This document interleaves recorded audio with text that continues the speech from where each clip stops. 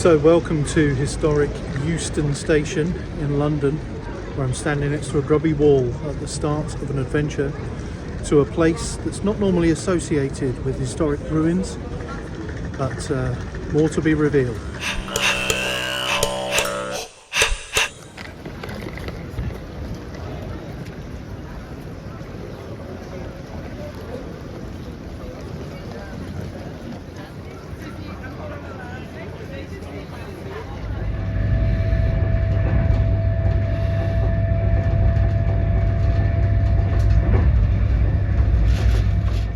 The title of this video would have already revealed that I am indeed in Manchester. The city of Manchester in the northwest of England is well known for its industrial history, growing rapidly during the Industrial Revolution in Britain and giving rise to factories, canals and all manner of mechanised marvels as the spirit of innovation gripped the country in the Victorian era. Manchester is also renowned for its music scene, with the Madchester bands and the rise of acid house in the 1980s centred around the former Factory Records label and the legendary but sadly now demolished Hacienda nightclub. But Manchester might not immediately spring to mind if you were to cast your mind back further into history and to the Roman occupation of Britain. However, there is a rich seam of historical interest here, nestled amongst the canals, skeletons of an industrial past, and the modern high-rise buildings.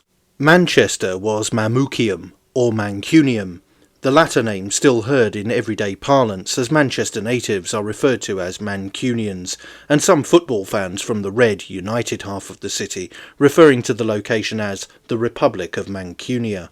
The Roman settlement was established in AD 79, during the reign of the Emperor Agricola, with a fort located near the confluence of the rivers Medlock and Irwell.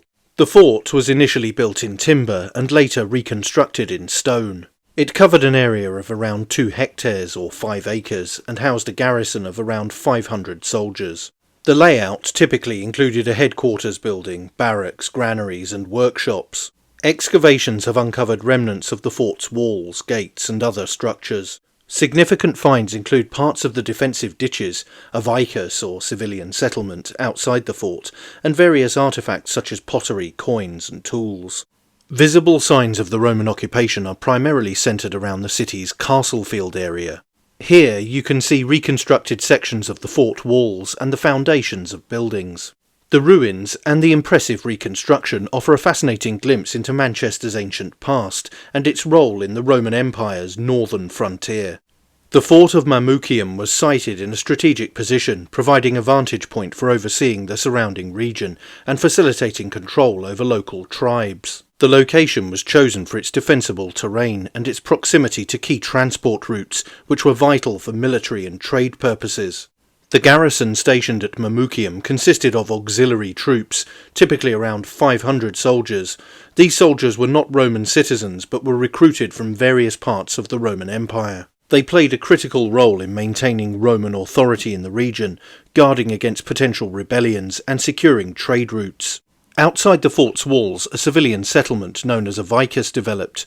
This settlement was home to the families of soldiers, traders, artisans and other civilians who provided essential goods and services to the fort's inhabitants. The vicus at Mamucium would have included houses, shops, taverns and possibly temples, reflecting all facets of Roman life. One of the notable features of the Roman site in Castlefield is the reconstructed north gate of the fort. This reconstruction provides a tangible glimpse of the fort's original entrance, through which soldiers and supplies would have passed.